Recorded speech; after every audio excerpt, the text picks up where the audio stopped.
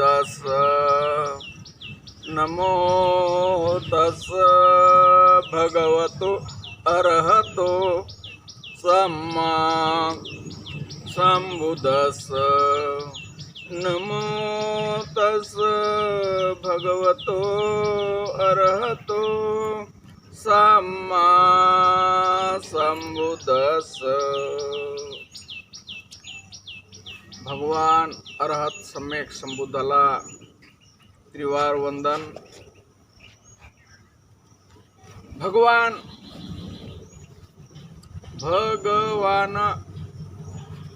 म्हणजे असे भगवान ज्याच्यामध्ये राग नाही, ज्याच्यामध्ये द्वेष नाही, ज्याच्यामध्ये क्रोध नाही, ज्याच्यामध्ये मोह नाही, ज्याच्यामध्ये भय नाही, ज्याच्यामध्ये वासना नाही, ज्याच्यामध्ये ईर्ष्या नाही, ज्याने सर्व वासनेचा भग्न केलेला आहे, सारा खतम केलेला आहे, कोणतीच वासना शेष राहिली नाही, असे ते भगवान महाकारुणिक तथागत भगवान गौतम बुद्ध, महान करुणेचे सागर, अफाट करुणा, ज्याच्यावर अनेक जीवजंतूवर करुणा, अनेक प्राण्यावर करुणा, अनेक मानवावर करुणा, अथांग करुणेने भरलेले, प्रेमाने भरलेले असे ते तथागत भगवान गौतम बुद्ध।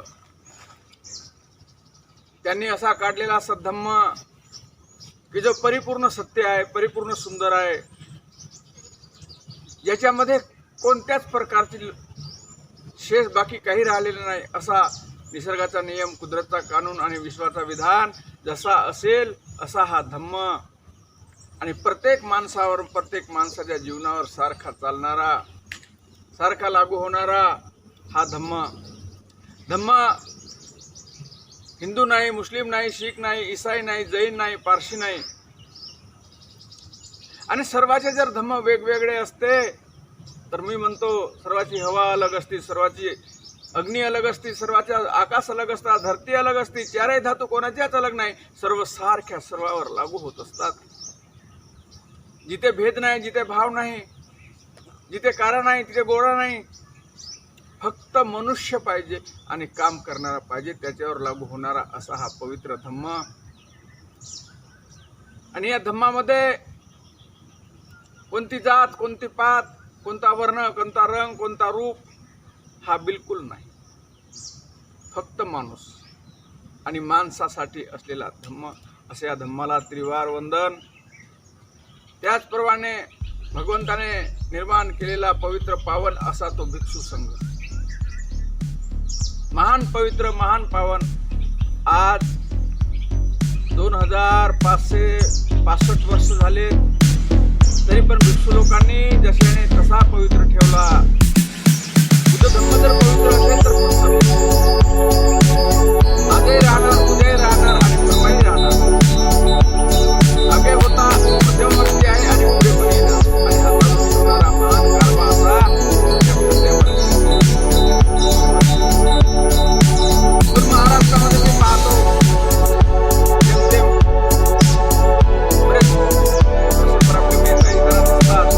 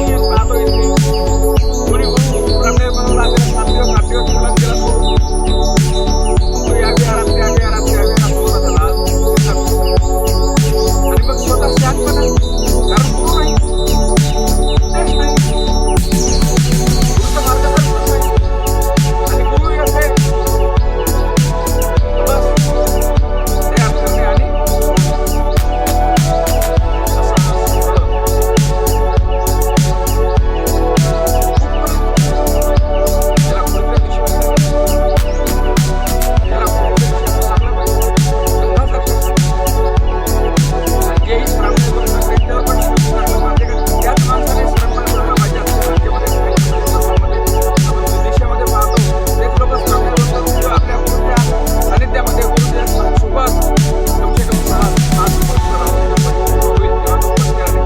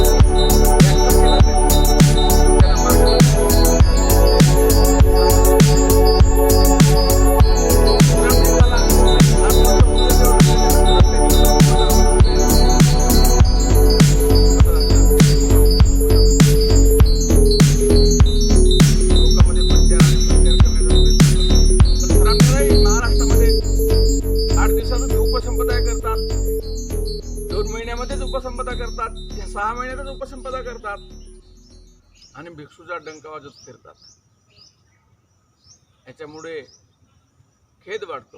बाबासाहेबांनी सांगितलं होतं, ती लास्टची गोष्ट मला आठवते, संघटित व्हा, संघर्ष करा.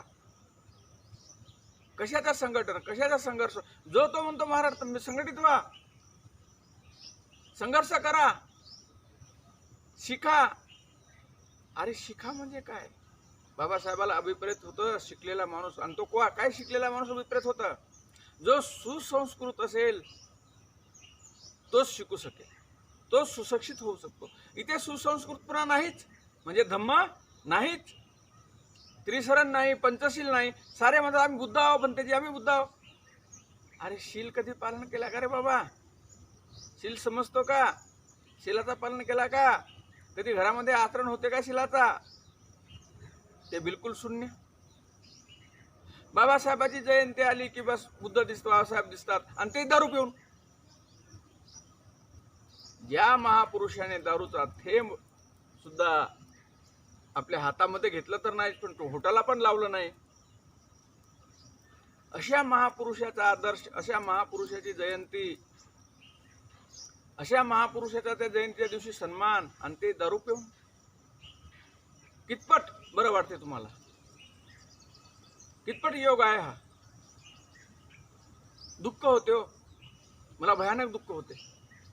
पण भिक्षू लोकही त्यांच्यामध्ये सामील आहेत जयंतीमध्ये, तेही आवाज उठवत नाही. मी पाहतो महाराष्ट्रामध्ये एकही भिक्षू शील तर बोलतात, पण या विषयावर विषयच घेत नाही की तुम्ही दारू पिऊ नका, एवढंच. बरे, पण बाबासाहेब जयंती आहे, त्या जयंतीच्या दिवशी तरी कमसे कम दारू पिऊ नका, बुद्ध जयंतीला दारू पिऊ नका, दसऱ्याच्या दिवशी तरी दारू पिऊ नका. अरे जीवन शीलामध्ये आहे, शील असेल तर जीवन आहे, शील नसेल तर जीवन नाही. पण आता जो तो लीडर म्हणतो संघटित व्हा, संघटित व्हा. कशाची संघटना? दारू पिणाराची, जुगार खेळण्यावाल्यांची, चोरी करण्यावाल्यांची, मारामाऱ्या करण्यावाल्यांची, हत्या करण्यावाल्यांची. कशाची संघटना? आणि ती संघटना पाहिजे शील पालन करणाऱ्यांची. एक माणूस जर शील पालन करत असेल तर तो 2 माणसाला शिकवेल, ते 2 माणसं 3 माणसाला शिकवतील, 3 माणसाला 4 माणसाला शिकवतील, 4 माणसं 50 माणसं घडवतील, आणि 50 माणसं हजारो माणसं घडवतील. अशी संघटना पाहिजे. याला म्हणतात संघटनपणा. की आपल्याला घडवायचं आहे, समाज घडवायचा आहे, समाजाला बदलवायचं आहे, तर स्वतः पहिलं बदलावं लागेल. स्वतः कितपत आपण धर्म उतरवलेला आहे, आणि तो धम्म कितपत आपण पेऊन घेतलेला आहे जीवनामध्ये, आणि लोकांपर्यंत कसं पोहोचवलं पाहिजे, कशा प्रकारे आपण लोकांची सेवा केली पाहिजे, कशा प्रकारे तो धम्म लोकांपर्यंत, घरोघरापर्यंत पोहोचला पाहिजे. आणि मुख्य धम्म आहे शील धम्म. शिलाशिवाय पर्याय नाही. आणि शील हा मुख्य पाया आहे, जीवनाचा मुख्य पाया आहे. मुख्य पाया मजबूत असेल तर आता धम्म ऑटोमॅटिकच उतरणार. आणि नंतर आपल्याला समाधीचा पण अभ्यास करावा लागेल, समाधी पुष्ट करावं लागेल, समाधीचा अभ्यास करावा लागेल, समाधीचा जीवनामध्ये उतरावं लागेल. आणि समाधीशिवाय शुद्ध धम्म समजत नाही. शिलापासून समाधी आणि समाधीपासून नंतर प्रज्ञेचा विषय. पण शील हा शुद्ध आचरण पाहिजे. आणि भिक्षूचा जीवन हा शिलाचा जीवन असतो, सदाचाराचा जीवन असतो.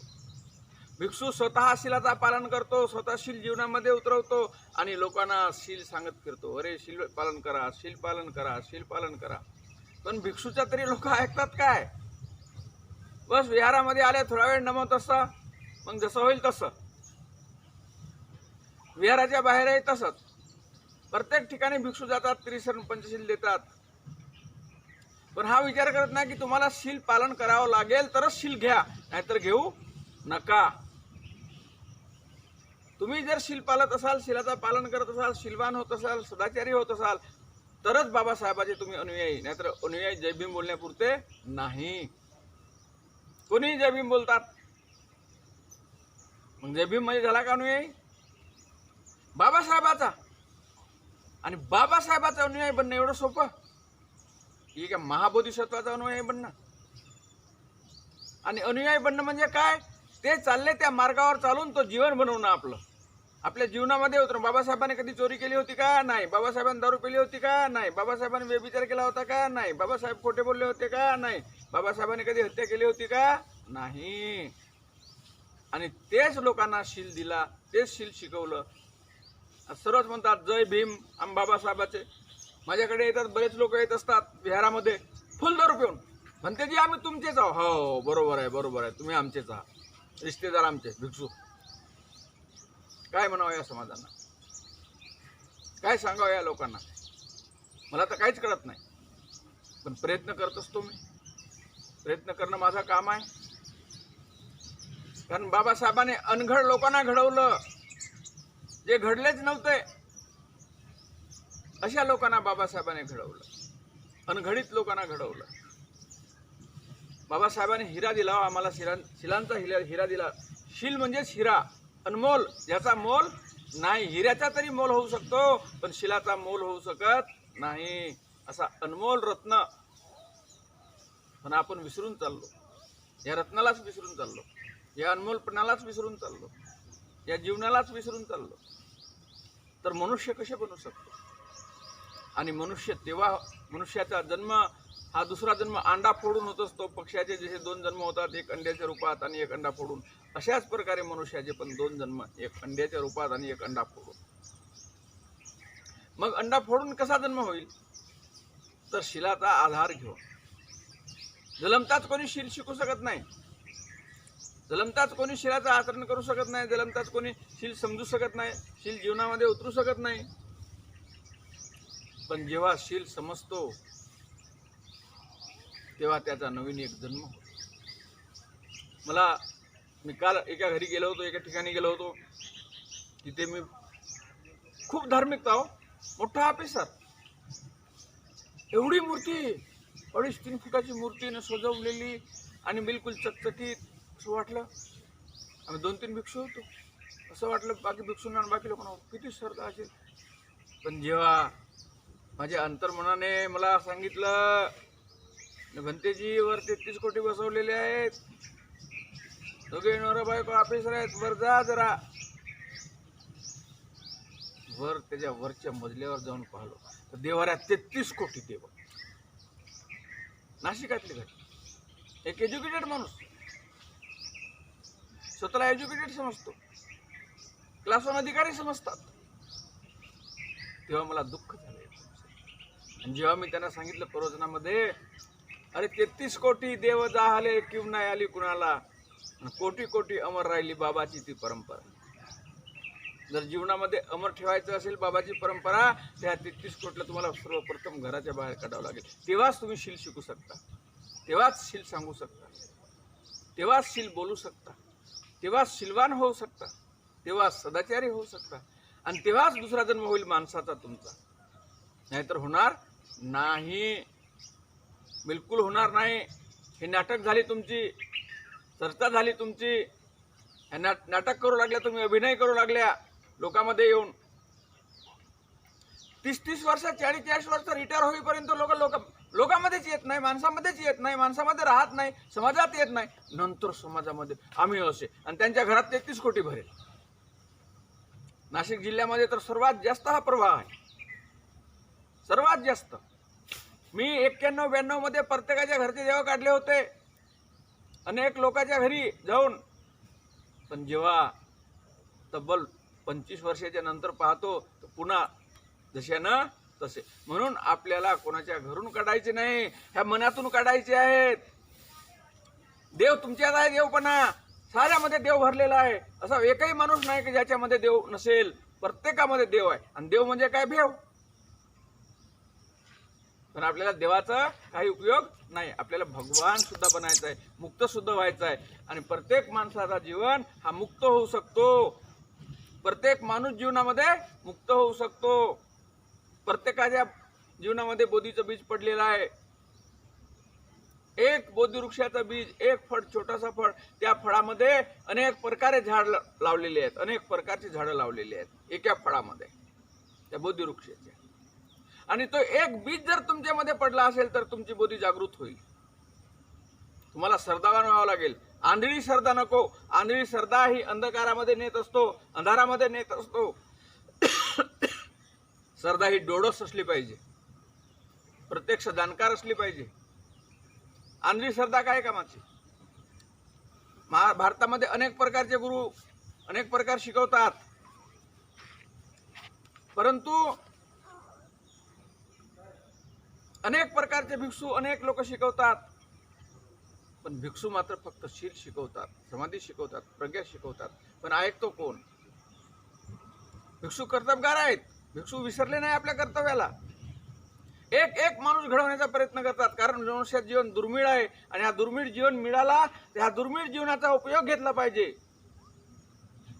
कुत्र्यासारखा जीवन जगण्यात काही अर्थ नाही. सर्व प्राणी जीवन जगतात, असा आहे मनुष्य जीवन जगतो. आणि म्हणून भगवंत म्हणतात मनुष्य प्राणी, मनुष्य प्राणी, मनुष्य नाही. आणि मनुष्य तेव्हा बनत असतो माणूस की जो शिलाचा आचरण करत असेल, शिलवान असेल, सदाचारी असेल, सदाचाराचा जीवन जगत असेल, ज्याचा काम क्रोध, लोभ, द्वेष, मोह, भय, ईर्ष्या, वासना याच्यापासून दूर निघत असेल, दूर निघण्याचा प्रयत्न करत असेल, तो आता माणूस बनणार आणि मुक्तीच्या मार्गावर उभा होणार. तोच माणूस शिलाचरण करणार, साधनेचा जीवन जगणार, शिलाचा जीवन जगणार आणि तो शिलवान होणार. त्याच्यामध्ये एक मनुष्याचा जन्म होणार. असा मनुष्य, असा व्यक्ती आणि अशा व्यक्तीची आम्हाला खोज असतो. आम्ही अशा व्यक्तीसाठी लगातार प्रयत्न करत असतो. माणूस बना. प्रत्येकामध्ये मनुष्याचा बीज पडला आहे, बोधीचा बीज पडला आहे, सत्याचा बीज पडला आहे, निर्वाणाचा बीज पडला आहे. भारताची धरती उपजाऊ आहे आणि या धरतीमध्ये सर्व उपजतो. महान असे तथागत उपजतात. एवढा मोठा मुक्तीचा संदेश, मुक्तीचा मार्ग, मुक्तीचा रस्ता आपल्याला मुक्त करण्यासाठी लगातार जे अभ्यास करत असतात जीवनाचा, हर समय शिलाचा जीवन जगत असतात, असा सद्धम्म भगवंताचा पावन आणि पवित्र जेव्हा लोकांमध्ये सांगतो, जातो, लोकांना सांगतो, अरे शिलवान व्हा, शिलवान व्हा. पण हेच शिल जर इतर कोणी जीवनामध्ये उतरवत असेल, कोणी चोरी करत नसेल, व्यभिचार करत नसेल, खोटं बोलत नसेल, हिंसा करत नसेल, नशापता करत नसेल, मग तो कोणत्याही समाजाचा माणूस असे ना, त्यात बुद्ध उतरला, त्यात बुद्ध आहे, तो बुद्धाचा माणूस आहे. आणि माणसात जाती नसतात, जाती ह्या जनावरांमध्ये असतात. पण इथे माणसात जाती आहेत. जातीमध्ये विभाजन झालं आहे. आणि जर विभाजन झाला जातीमध्ये, तर याची जात जर विभाजन झालं, त्याचा रंग विभाजवला पाहिजे होता, रूप विभाजवलं पाहिजे होता, असं तर दिसत नाही. कावळा कधी कावळ्याचा आणि चिमणीचा मिलन होत नाही म्हणून ते जात वेगळी आहे.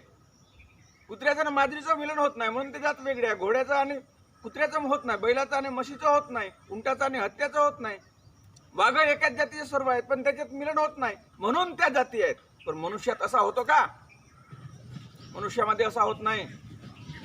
आणि म्हणून तो मनुष्य आहे, फक्त आणि फक्त मनुष्य आहे. पण मनुष्याच्या जाती इथे बनवून ठेवलेल्या आहेत. मी पाहतो, थायलंडमध्ये पाहतो, बर्मामध्ये पाहतो, श्रीलंकामध्ये पाहतो, जपानमध्ये पाहतो, चायनामध्ये पाहतो, कुठंच जाती नाही माणसाच्या. 58 देशात माणसात जाती नाही. मुसलमान म्हणजे मुसलमान, हिंदू म्हणजे ख्रिश्चन म्हणजे ख्रिश्चन, बुद्ध म्हणजे बुद्ध. जात नाही, धर्म आहेत. माणसाला जात असू शकते का? जनावराला जात असू शकते. मग हे माणसं नाही, हे जनावर आहेत. आणि ह्या जनावराचा देश आणि या जनावराच्या देशामध्ये आम्ही राहतो. आणि या जनावराला शिकवण्यासाठी, अरे जनावरपणा सोडा, माणूस बना, माणूस बना. तुमच्यामध्ये तेव्हा चैतन्यपणा येईल. जागृत व्हा, माणसासारखे बना, माणसासारखे जगा, माणसासारखे राहा. आणि माणूस हा स्वतः सन्मानित असतो आणि दुसऱ्याचाही सन्मान करतो. स्वतःही शीलवान असतो आणि दुसऱ्यालाही शील शिकवतो, सदाचार शिकवतो. तो माणूस. पशुला, कुत्र्याला काय शील समजणार आहे, सदाचार समजणार आहे, जीवन समजणार आहे? काहीच समजणार नाही. मग तो लोकांना घडवणार काय, सांगणार काय? पण आज इथे भारतामध्ये असाच चालू आहे, असाच चालू आहे. हा माझं, तो माझं, मी हिंदू, मी मुसलमान, मी शीख, मी ईसाई, मी बुद्ध, मी ख्रिश्चन, मी पारसी. पण मी माणूस म्हणत नाही. हो कोणी मला दिसला नाही मी माणूस म्हणून म्हणणार. 45 वर्ष गेली माझी या कपड्यामध्ये. 45 वर्षापासून मी फिरत आहो. पण मला अजूनही कोणी भेटला नाही. भंतेजी मला मुक्त व्हायचं आहे असा माणूस भेटला नाही. भंतेजी मला शीलवान व्हायचं आहे, भंतेजी मला शील शिकवा, मला माणूस बनायचा आहे असा माणूसच मला भेटला नाही. आणि मी अशाच माणसाच्या खोजामध्ये, शोधामध्ये आहे. मला मराठी एवढी चांगली बोलता येत नाही, काही शब्द इकडे तिकडे जातात, पण प्रयत्न करत असतो. आणि माणूस हा शोधावा लागत नाही. आणि माणूस अंदर आहे. या शरीराच्या अंदर एक माणूस पडलेला आहे. फक्त त्या माणसाला जागवा लागतो. पण आपण झोपेचा सोंग घेतो आणि झोपेच्या सोंगामध्ये माणसाला जागवण्याचा प्रयत्न करत नाही, त्या माणसाला जागृत करत नाही, त्या माणसाला उठवून बसवत नाही. आणि झोपेचा सोंग करणाऱ्या माणसाला आपण जागवू शकत नाही. किती जागृत करण्याचा प्रयत्न करा, झोपेचा सोंग करणारा माणूस कधीच जागृत होऊ शकत नाही. आणि म्हणून स्वतः जागृत व्हावं लागेल. सोंग करू नका, सोंगामध्ये पडू नका. तुम्हाला हा सत्यापर्यंत सोंग पोहोचवू देणार नाही. आणि सत्यापर्यंत तेव्हा आपण पोहोचू, सत्य तेव्हा आपल्या हाती लागणार की आपण शिलाचा अभ्यास करू, शीलवान बनू. आणि शीलवान माणूस स्वतः उजेडामध्ये असतो आणि अनेक लोकांना रोशनीचा प्रकाश दाखवतो. अरे चला, हा रोशनी आहे, हे रोशनी आहे, हा रोशनीचा प्रकाश आहे, हा सूर्य आहे. एक गोष्ट आठवते मला राजगिरीची. तर राजगिरीमध्ये एक अशी घटना, एक ब्राह्मण रोज सकाळपासून संध्याकाळपर्यंत तो काम करतो. संध्याकाळ झाली, दिवसभर झोपतो, संध्याकाळ झाली की एक मोठी मशाल जाळतो. आणि मोठी मशाल जाळून तो फिरतो गावभर. जागृत व्हा, जागृत व्हा, रोशनी या, रोशनीमध्ये या, रोशनीमध्ये या, प्रकाशामध्ये या. ही गोष्ट भगवंताच्या कानामध्ये जातो. आणि भगवंताच्या कानामध्ये ही गोष्ट गेल्याच्या नंतर भगवंत विचार करतात, हा कोण ब्राह्मण आहे? हा स्वतः अंधारात आहे आणि लोकांना काय मशाल दाखवतो? तेव्हा भगवंत जातात त्या ब्राह्मणाकडे एक रात्री आणि म्हणतात, ब्राह्मण तू काय करू लागलेला आहेस? नाही भगवान, मी लोकांना रोशनी देऊ लागलो, लोकांना जागृत करू लागलो, लोकांना मशाल दाखवू लागला. उठा, जागृत व्हा, उजेडामध्ये या, प्रकाशित व्हा. म्हणजे तुझ्या मागे पाहिलास का फिरून? किती अंधार आहे, किती लोकांना तू जागवलास?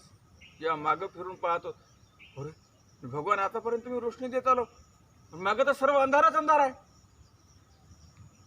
म्हणे ब्राह्मणा, इथे 4 प्रकारची माणसं असतात. एक माणूस अंधारामध्ये रोशनी घेऊन मशाल घेऊन फिरतो, तो अंधारातून अंधाराकडेच जाणारा माणूस समजावा. तो अंधारातून अंधाराकडे वाटचाल करणारा माणूस समजावा. असा माणूस डोळस होऊ शकत नाही. अशा प्रकारचा एक समाज आहे जो अंधारातून अंधारात चाललेला आहे. एक माणूस अंधारातून उजेडात चाललेला आहे. एक माणूस अंधारातून उजेडात चाललेला आहे, रोशनीकडे चाललेला आहे. तो जागृत माणूस समजावा, जागलेला माणूस समजावा. एक माणूस उजेडातून अंधारात चाललेला आहे. मग हे बाबासाहेबाचे माणसं मला दिसून लागले. बाबासाहेबांना सर्वाला अरे उजेडात व्हा, उजेडात व्हा, उजेडात या, उजेडात या, शील दिला, शील दिला, शील दिला, शील धर्म शिकवला, सर्वच काय दिला बाबासाहेबांनी. पण आम्ही लोक काय करत आहोत आता, ते शील विसरलो आणि चाललो अंधारात. जय भीम कशासाठी? दारू पिवासाठी चालले दारूच्या हॉटेलला. जवान जवान पोरं दारू पिऊ लागले आजकाल. मी पाहतो ना नाशिक शहरामध्ये. आणि म्हणते जी आम्ही तुमचेच आहो बरं. हो हो, माझे रिश्तेदार, माझेच धर्माचे, चालले दारू पिऊन. एवढ्या मोठ्या रोशनी दिली हो बाबासाहेबांनी. झकास रोशनीचा उजेडात आणून ठेवलं तुम्हाला, पण तुम्ही चाललेत अजूनही अंधाराकडेच. हा असा प्रकारचा एक समाज, एक माणूस अंधारातून अंधाराकडे जाणारा, अंधारातून अंधाराकडे, उजेडातून अंधाराकडे जाणारा. बाबासाहेबांनी उजेड दिला, रोशनी दिली, शील दिला, पण ते सर्व बाहेर काढून टाकलो आणि अंधारात पुन्हा चालू लागलो. पुन्हा मी पाहतो नाशिक जिल्ह्यामध्ये सारा 33 कोटीच्या मागे आहेत. सारे लोक 33 कोटी. अरे जर एवढी तुमच्या देवाची संख्या तर लोकांची किती होती त्यावेळेस? हा विचार डोक्यामध्ये थोडा येत नाही का तुम्हाला? तर त्यावेळेस जर देवाची संख्या तुमची 33 कोटी होती तर मनुष्याची किती होती बघा. आणि याची जनगणना कोण केली? आणि कोण्या कोण्या जनगणनेमध्ये लिहून आहे? मग मनुष्याची किती संख्या असली पाहिजे होती? आणि हा माणूस उजेडातून अंधाराकडे जाणारा माणूस, बाबासाहेबाचा माणूस, उजेडात आलेला माणूस पुन्हा अंधारात चालला. बाप कोणी बाबाकडे चालला, कोणी देवीकडे चालला, कोणी देवाकडे चालला, कोणी कुठे कुठे कुठे दर्ग्यात चालला. इथे जवळच माझ्या मागे दर्गा आहे. इथे येतात लोक, वंदन करतात 3 वेळा आणि ते बकरा कापतात मागच्या दर्ग्यात.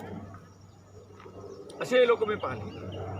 इथे दर्गा आहे, रोज तुम्ही शुक्रवारी या, 2-3 बकऱ्या कापल्या जातात. आणि ते पहिले विहारात पाया पडायला, इथे पाया पडतात. म्हणतात की आम्हाला शील द्या. आम्ही शिलाही देतो, नाही लाजाने शील द्यावं लागते मला. आणि नंतर माहित होतं ते दर्ग्यात ते जेवण आहे ना, ते इकडे येऊन जेवत असतात. सांगा, एका मॅन मध्ये 2 तलवार ठेवू शकता का? आणि एका मॅन मध्ये तुमच्या 2 तलवारा असतील तर रक्षा तुमची होणार नाही आणि त्या मॅनची होणार नाही. एका मॅन मध्ये 2 तलवारी ठेवणारा माणूस हा जिवंत नाही, मुर्द्यासारखा समजावा.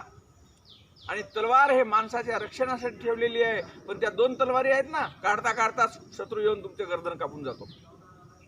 रक्षा तुमचीही नाही आणि त्या तलवार ठेवूनही काही उपयोग नाही.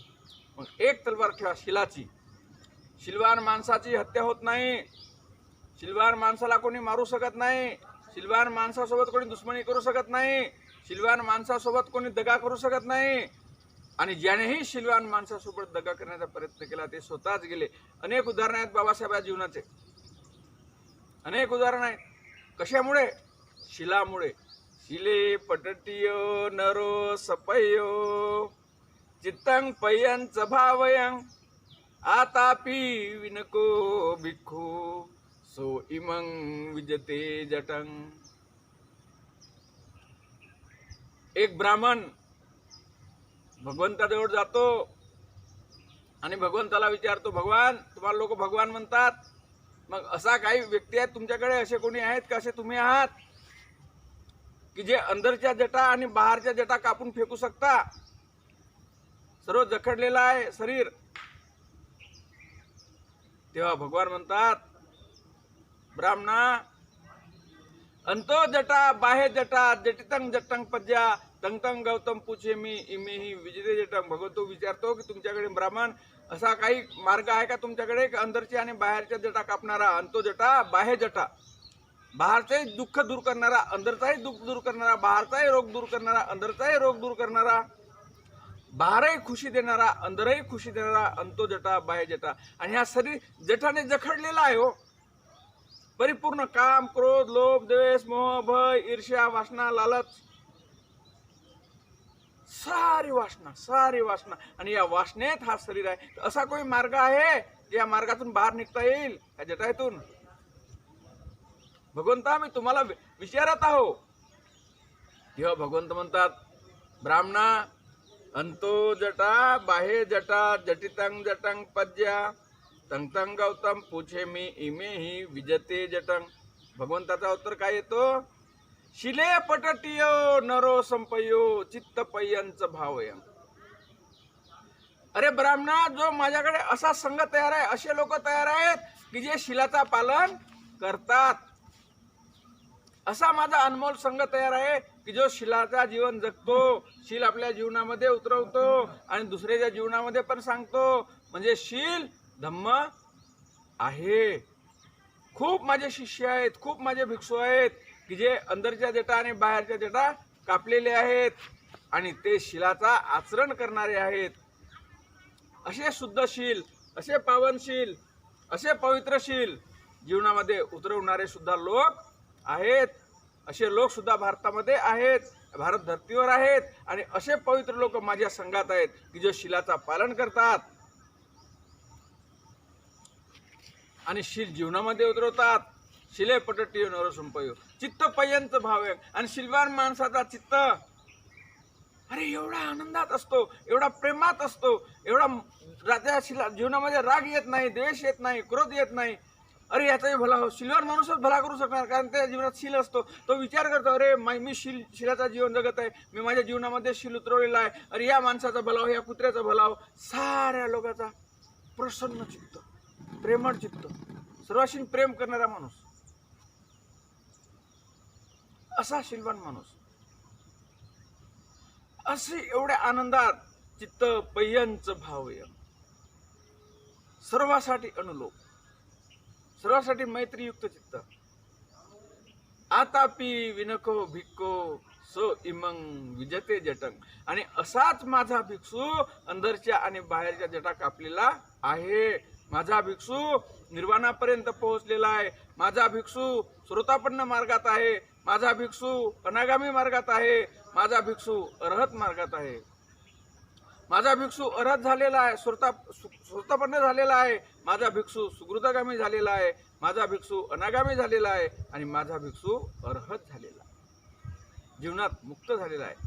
आणि तेव्हा त्या ब्राह्मणाला समजतो की खरंच काय आहे हा जीवन मनुष्याचा, आणि आपल्याला मनुष्य बनायचं आहे, मनुष्याचं जीवन जगायचं आहे, मनुष्यासारखा वाढायचा आहे, मनुष्यासारखा वागायचा आहे. आणि तो ब्राह्मण भगवंताला शरण येतो आणि म्हणतो, भगवंता, सर्वप्रथम भगवंताला भेटतो तेव्हा भो गौतमा म्हणतो, भो भगवान. पण आता त्या जबानीमध्ये भो भगवान राहिलेला नाही. आता म्हणतो, भगवान मला तुमचा शिष्य बनवा, मी निष्ठतेने तुमचा शिष्य बनून मी तुमचा काम करीन. मी तुमचा शिलाचा मी स्वतः शील माझ्या जीवनामध्ये उतरवून मी लोकांपर्यंत शील कसा पोहोचवीन याचा मी प्रयत्न करीन. आणि तेव्हा त्याला भगवंत भिक्षू बनवतात, कसोटीत उतरवतात. तोच ब्राह्मण एक दिवशी साऱ्या लोकांना गरजून सांगतो, अरे मी माणूस झालो, मी माणसासारखा जन्मलो होतो, पण मी माणूस नव्हतो, मी मुर्दाच होतो. नाही, इथे मुर्दे बोलतात, इथे मुर्दे चालतात, मला मुर्दे चालताना दिसतात, इथे बहरे ऐकतात, इथे आंधळे पाहतात आणि इथे मुके बोलतात. सारे अंधळे, बहिरे, मुके, लंगडे, अपंग, अधू झालेले लोक. मुर्द्याला तरी जाग येतो एक वेळची, तो तरी भूत बनतो म्हणतात लोक.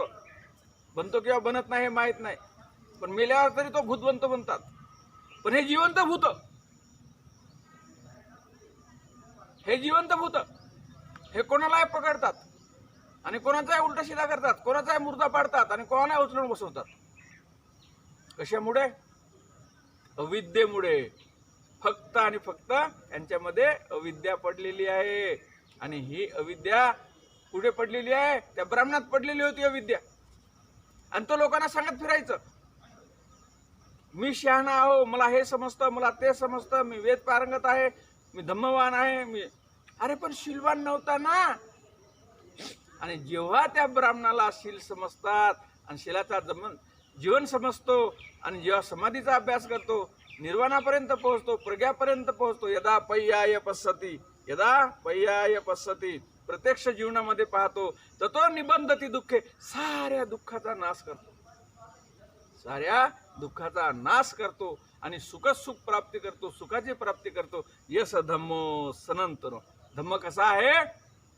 सनातन आहे. भागवतगीतेमध्ये हे शब्द उचलला इथून, मी भागवतगीतेमध्ये पाहतो, यस धम्मो सनातनो. अरे पण धम्म कोणाचा सनातन? आम्ही सांगतो यस धम्मो सनातनो. हा सनातन आहे, हा धम्म सनातन आहे. धर्म सनातन होऊ शकत नाही. धर्मात भेद होतो.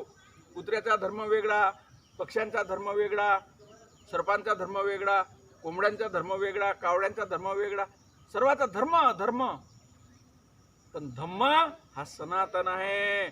धम्मामध्ये एकच सूर्य आहे, तो सर्वावर सारखा लागू होतो. धम्मामध्ये एकच हवा आहे, जे सर्वावर सारखी लागू होतो. धम्मामध्ये एकच जल आहे, जो सर्वावर सारखा लागू होतो. धम्मामध्ये एकच धरती आहे, जी सर्वाला सारखी लागू होतो. मग एवढे जरी यांचे धम्म असतील तर मी असं पाहिलो नाही, मला एवढे सूर्य कधी दिसले नाही, एवढे आकाशही दिसले नाही, एवढ्या धरत्याही दिसल्या नाही, हवाही अलग दिसली नाही, पाणीही अलग दिसला नाही. मग कसा हे धर्म आणि धम्म हा भेद आहे. किती वाजली? भेटी झाली 10:40 झाली वेळ. 10. असा शीलवान भिक्षू झाला, असा सदाचारी भिक्षू झाला की तो साऱ्या लोकांना शील सांगत फिरला.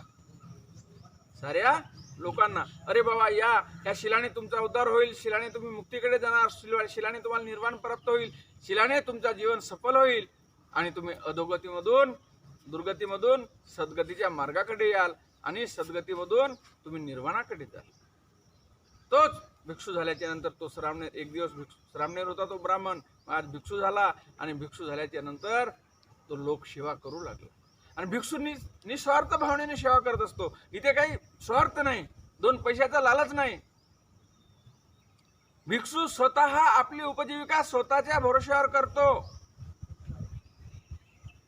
बस काय लागते त्याला?